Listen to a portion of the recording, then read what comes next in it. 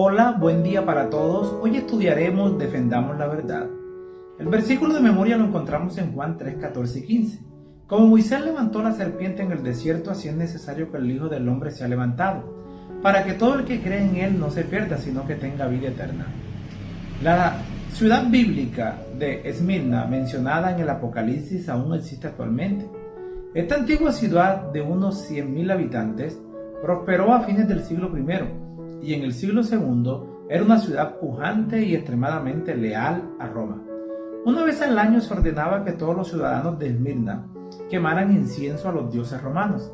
Evidentemente en el siglo II Esmirna tenía también una próspera comunidad cristiana y muchos no iban a acatar esa orden. Policarpo, uno de los primeros dirigentes de la iglesia, fue martirizado en la plaza pública de Esmirna, quemado en la hoguera por negarse a traicionar a su señor, quemando incienso a los dioses romanos. Cuando se le exigió por última vez que renegara de Cristo, el anciano respondió: 86 años lo he servido y no me ha hecho ningún mal. ¿Cómo puedo hablar mal de mi rey que me salvó? A lo largo de los siglos, hombres y mujeres han estado dispuestos a sufrir el martirio antes que renunciar a su fe en Cristo. Su sacrificio reaviva nuestro coraje. Perseguida pero triunfante. Daniel capítulo 7 versículo 23 al 25. Digo así: la cuarta bestia será un cuarto reino en la tierra, el cual será diferente de todos los otros reinos, y a toda la tierra devorará, trillará y despedazará. Y los 10 cuernos significan que de aquel reino se levantarán 10 reyes, y tras ellos se levantará otro, el cual será diferente de los 2 primeros, y a estos reyes derribará, y hablará palabras contra el Altísimo, y a los santos del Altísimo quebrantará, y pensará en cambiar los tiempos y la ley. Serán entregados en su mano hasta tiempos y medio tiempo. Cuando el pueblo de Dios permanece fiel a él, Satanás se enfurece. A menudo sobreviene la persecución. El profeta Daniel describió un tiempo todavía futuro para él, cuando la iglesia medieval combatiría y quebrantaría al pueblo de Dios. El profeta Juan describió ese mismo periodo como una época en la que la iglesia de Dios se vio obligada a huir al desierto, donde sería sustentada por un tiempo, tiempos y medio tiempo. Apocalipsis capítulo 12 versículo 14. Apocalipsis 12:6 añade: la mujer de la iglesia huyó al desierto, a un lugar preparado por Dios. El pueblo de Dios fue sustentado en el desierto. Su palabra lo fortaleció y lo sostuvo. Mientras el gran conflicto hacía estragos durante este largo y oscuro periodo de dominación papal, Dios tenía un lugar preparado para su pueblo.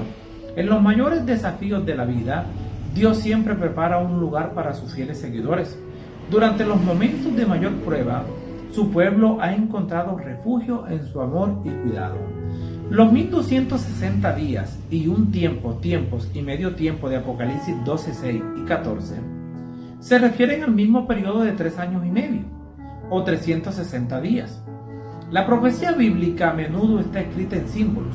En las porciones proféticas de Daniel y Apocalipsis, un día profético equivale a un año literal.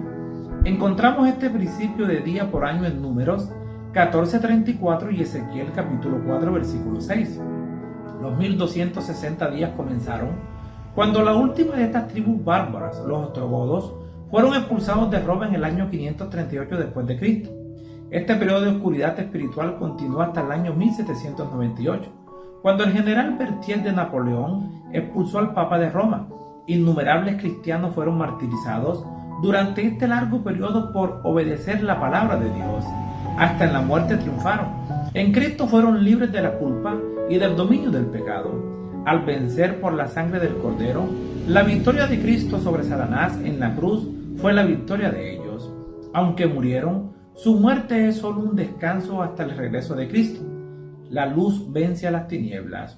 Judas capítulo 1 versículo 4. Porque algunos hombres han entrado encubiertamente, los de que antes habían sido destinados para esta condenación, hombres impíos, que convierten en libertinaje la gracia de nuestro Dios y niegan a Dios el único soberano y a nuestro Señor Jesucristo. Esta amonestación tuvo aún más significado para los creyentes de la Edad Media, después de que las prácticas paganas inundaran la iglesia y las tradiciones humanas pusieran en juego la palabra de Dios. Durante muchos siglos hubo pueblos como los valdenses, que defendieron las verdades de las Escrituras. Creían que Cristo era su único mediador y la Biblia su única fuente de autoridad. En todas las edades hubo testigos de Dios, hombres que conservaron su fe en Cristo como único mediador entre Dios y los hombres. Sostuvieron la Biblia como única regla de la vida y santificaron el verdadero día de reposo, es decir, el día sábado. La corona de la vida se entrega a quienes soportaron pruebas, dificultades, sufrimientos y la muerte misma por amor a Cristo. La corona de la vida inspira a estos fieles creyentes. La corona de la vida siempre motiva a los creyentes en circunstancias difíciles. Inspiró a los valdenses en medio del dolor y la persecución. Ellos sabían que un día verían a Jesús y vivirían con Él para siempre. La corona de la vida también nos habla a nosotros. Quizás ahora pasamos pruebas, pero nos espera la corona de la vida si mantenemos nuestros ojos fijos en Jesús. Valor para permanecer firmes. Apocalipsis capítulo 3 versículo 11 dice: He aquí yo vengo pronto, retén lo que tienes, para que ninguno tome tu corona. Una de las características distintivas de los valdenses y de cada uno de los reformadores era su absoluta lealtad a Dios, su obediencia a la autoridad de las Escrituras y su compromiso con la supremacía de Cristo, no del papado. Su mente estaba saturada de historias de fe y coraje del Nuevo Testamento. Con Pedro y los apóstoles podían decir: es preciso obedecer a Dios antes que a los hombres. Hechos capítulo 5 versículo 29. Comprendieron lo de Pablo: por lo demás, hermanos míos, fortalecerse en el Señor y en el poder de su fuerza. Se tomaron a pecho el consejo de Jesús: retén lo que tienes, para que ninguno tome tu corona. En lugar de someterse a las tradiciones de la iglesia romana, estos hombres y mujeres de fe tuvieron el valor de defender las verdades de la palabra de Dios. Los valdenses fueron uno de los primeros grupos en disponer de la Biblia en su propio idioma. Jan Leyer, copista valdense de la Biblia, escribió un conmovedor relato de su trabajo de copia manual de la Biblia, que contiene información de primera mano sobre su trabajo, incluyendo dibujos. Los valdenses copiaban en secreto las escrituras en sus comunidades montañosas del norte de Italia y el sur de Francia. Los padres instruían a sus jóvenes a una edad temprana, quienes memorizaban grandes porciones de las escrituras. Los equipos de epístolas bíblicos trabajaban juntos para copiar laboriosamente la Biblia. Muchos de estos jóvenes valdenses viajaban por toda Europa como mercaderes, compartiendo las verdades de las Escrituras en forma discreta. Algunos se matriculaban en universidades y cuando surgía la oportunidad, compartían porciones de las Escrituras con sus compañeros de estudios, guiados por el Espíritu Santo. En el momento oportuno, cuando percibían receptividad por parte de algún buscador honesto, regalaban porciones selectas de sus preciosos pasajes de las Escrituras. Muchos pagaron con su vida su fidelidad y también su devoción. Aunque los valdenses no entendían claramente todas las enseñanzas bíblicas, conservaron la verdad de la palabra de Dios durante siglos, compartiéndola con los demás. La senda de los justos es como la luz de la aurora, que va un momento hasta que llega el pleno día. Proverbios capítulo 4 versículo 18. El lucero de la reforma. Leamos Jeremías capítulo 15 versículo 16. Fueron halladas tus palabras y yo las comí, y tu palabra me fue por gozo y por alegría de mi corazón, porque tu nombre se invocó sobre mí, oh Jehová, Dios de los ejércitos. Cada uno de los reformadores se regocijaba en la palabra de Dios. Se alegraban en hacer la voluntad de Dios, amaban su ley. Una de las verdades fundamentales más significativas de la Reforma fue el gozo que producía el estudio de las Escrituras. El estudio de la Biblia no era una tarea laboriosa, no era un ejercicio legalista, no era un requisito rígido, sino un deleite. Mientras estudiaban las Escrituras, eran transformados por el poder del Espíritu Santo. El carácter de Wycliffe, un testimonio del poder educador y transformador de las Santas Escrituras. A la Biblia debió el todo lo que fue, el esfuerzo hecho para comprender las grandes verdades, y la revelación imparte lozanía y vigor a todas las facultades.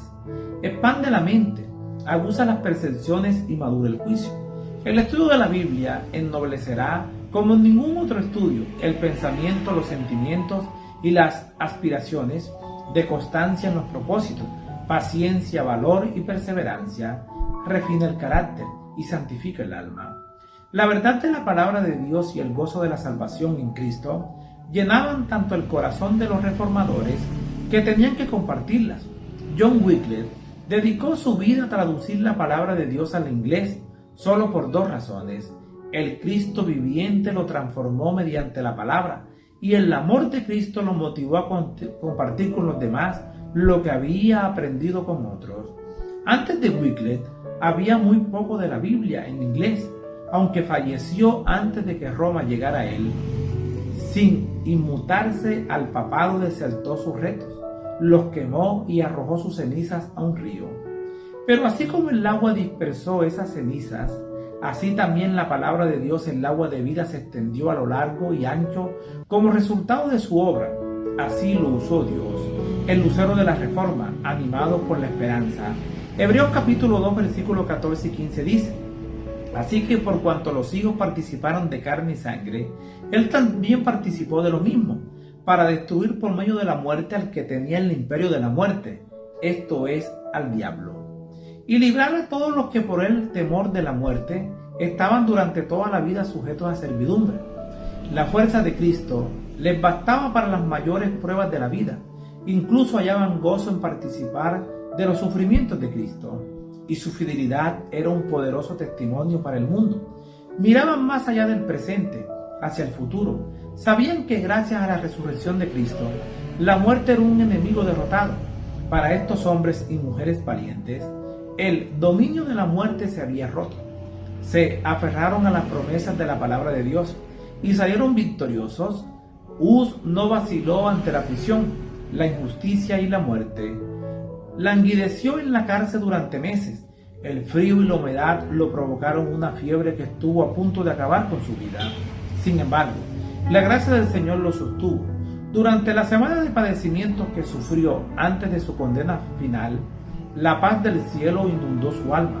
A un amigo decía: escribo esta carta en la cárcel y con la mano desencadenada espero que la mañana se cumpla mi sentencia de muerte. En el día en que la gracia del Señor nos encontremos otra vez gozando de la paz deliciosa de la vida futura, sabrás cuán misericordioso ha sido Dios conmigo y cuán admirablemente me ha sostenido en medio de mis tentaciones y pruebas. En la lobreguez de su calabozo, previo el triunfo de la fe verdadera, la amonestación del apóstol Pablo nos habla con mayor revelación en la actualidad. Mantengámonos firmes en la esperanza que profesamos, sin fluctuar, que fiel es el que prometió. Hebreos capítulo 10, versículo 23. Así como las promesas de Dios sostuvieron a su pueblo en el pasado, también nos sostienen a nosotros hoy. Les habló Flavio Martínez. Que la paz de Dios les acompañe en este día.